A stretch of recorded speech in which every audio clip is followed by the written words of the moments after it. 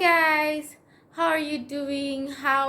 What's going on with you, especially in this period of staying at home, working remotely, social distancing, isolation, and whatnot? I know that it's not easy, especially for the extrovert, but just be comforted in the fact that it's not a permanent arrangement, and this too shall pass. It will. My name is Bologi Steven, and as usual, I am so excited that you've taken time out to join me here for us to have a conversation. So welcome to my channel. Today I'm going to be answering two relationship questions that were sent to me last week. So the first one was sent to me by a lady, and she says, how should a lady position herself to be found? I used to think it was for us to just pray and then God orchestrates our paths to meet. Very important, very interesting question. How can you as a lady position yourself to be found? First of all, I want us to stop thinking to, I don't know, we need to demystify some things, right? Positioning is not some very mystical, this is what you do, this is where you go, this is how you laugh type of thing. To be honest, positioning, yes, of course, there's something you should pray, by all means, in everything, in every area of your life, not just when it comes to relationship and positioning. You should always pray. So yeah, bringing it down to this point, pray about it, ask God to help you, be in the right place at the right time, to be sensitive, to know. That's one. Now, two, I believe that positioning for a woman is ultimately walking in your path of purpose. Everybody has their own assignment in fulfilling purpose, in fulfilling, in bringing God's glory to pass on earth. Everybody has their assignment. And I believe that the ultimate positioning a woman can have is to be in your lane. Do you see what I'm saying? To be in the lane that God has designed for you to be doing those things that God has designed for you to be doing. And some people meet their husbands while they are serving in the department in church that is their calling. Do you get what I'm saying? I'm not saying you should join a department to meet a man. I think our mindset is very important. So you're not joining service unit in church to meet a man. You're joining it because that is your purpose line. That is your area of service. And some people meet their husbands in that line. Some other people meet their husbands in the most mundane places, like grocery shopping or school. Well, school is not that mundane, but some other times you just meet him in a random place. So positioning, in my opinion, is a woman maintaining her line of purpose, being into service, being who God has called her to be, asking God to help her to improve herself daily, to be who He wants her to be a better version of herself. And then, of course, asking for sensitivity. Also knowing who you are. You obviously cannot walk your line of purpose if you don't know who you are first. And knowing the kind of man that is suitable for you to align with his vision. Just what I'm saying. So what kind of man are you looking out for? And of course, submit those criteria to God, because some things that we want, we don't need. That's topic for another day, y'all. Whether you want or you need, that's very important. So submit your list to God for Him to vet it and see what's really best for you. Also, another thing I want to say on this question is, some ladies don't go anywhere.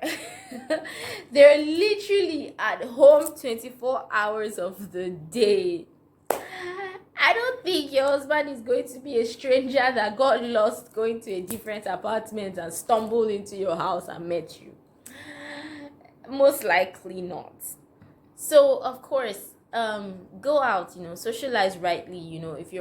If you're in church, join a unit in line with your purpose and your service. Serve there. At work, work well, do your business well, whatever it is. Hang out with friends, it's good. Have a social life. Smile. Be approachable. Be somebody that can be approachable. Of course, I'm not saying like you should just be out there, no.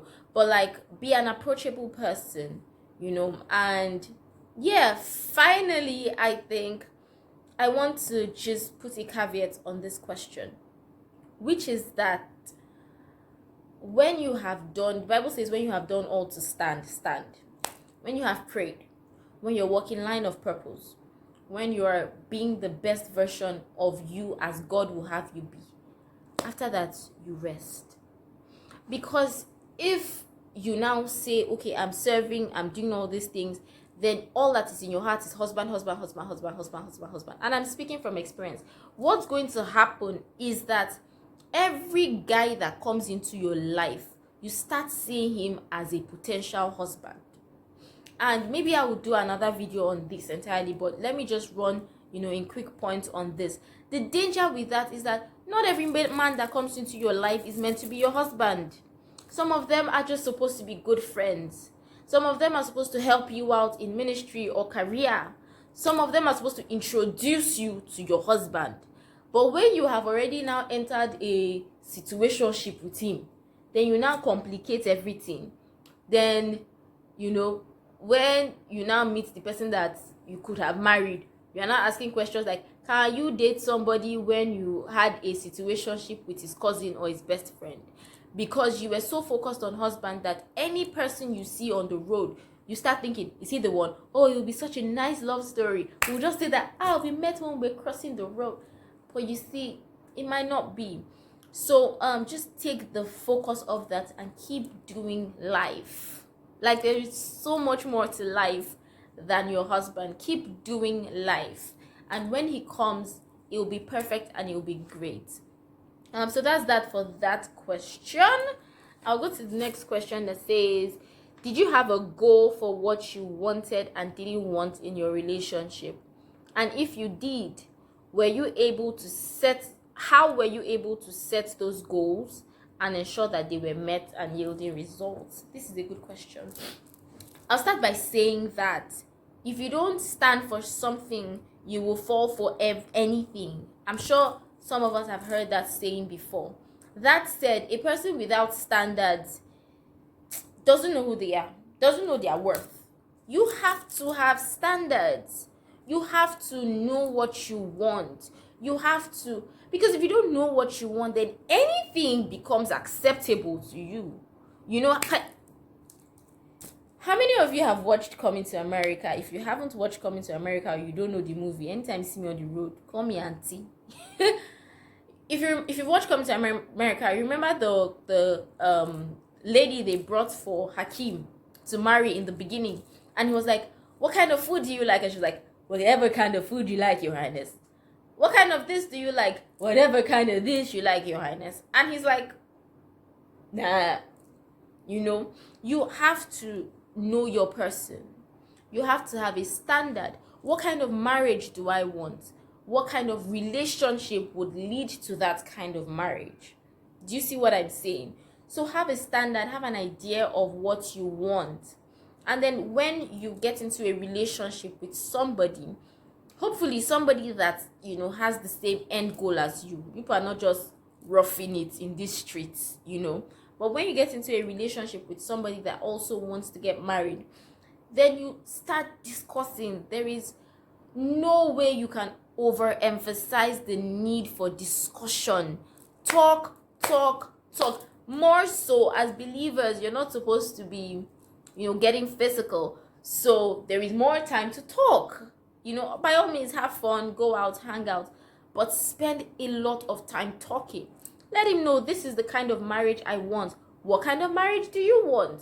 This is the kind of home I want. This is the way I want to relate with my husband. This is the way I want to relate with my children. These are the boundaries that I have. This is how I feel like I want my family to handle friends and extended family. These are the things I wouldn't take. These are the things that are deal breakers for me. And as you dish it out, be ready to receive, because he should also have a standard. He should also have what he wants in mind. So he brings it, and he helps you to even sieve out whether or not you guys can go on this life's journey of marriage together. If something that is very important to him is not something you want and it's a deal breaker for him, obviously, you gotta part ways. But then it also brings the important point of compromise and flexibility on things that are non-essentials. There are things that are essentials, like faith, belief. Do we believe in the same God? Do we have the same faith? Essentials, core things. Then there are some things that are non-essentials, like what is one non-essential that I can say now?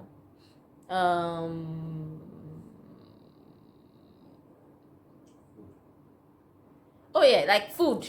Yeah, thank you, my husband just helped me. Like food, like he likes yam, I like rice. That's a non-essential. So on things like that, you compromise. You cook yam today, you cook rice tomorrow, we move on. Do you get what I'm saying? So yes, I had standards. How did I make sure they were met? We had conversations. I told him, this is my kind of person. I asked him questions. In places I had questions or doubts or whatever, I asked him, what is your idea of this? What is your idea of that? And then I looked at whether I could fit into his idea of what he wanted or what he had in mind for his wife, and whether he could fit into mine.